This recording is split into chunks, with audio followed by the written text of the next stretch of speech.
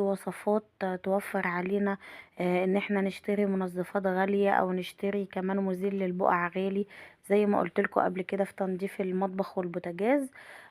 برضو انا عايزة اقول لكم ان لما بيكون لبس الولاد كده، ساعات لبس الولاد بقى بالذات البيبيهات بيبقى مليان بقع. فساعتها عايزين نحط كده واحنا بنغسله معلقتين ملح ليمون، هو ده اللي انا بعمله، وكمان معلقتين بيكربوناتو. ساعتها مع المسحوق كده واحنا بنغسله، عارفين الغسيل هيطلع زي الفل.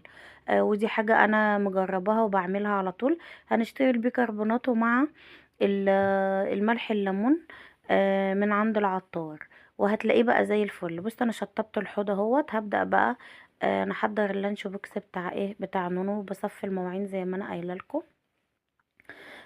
بس هنا طبعا ما بتاكلش الا الرغيف كده بس واحد، وساعات بترجع لي بيه، فما بعمل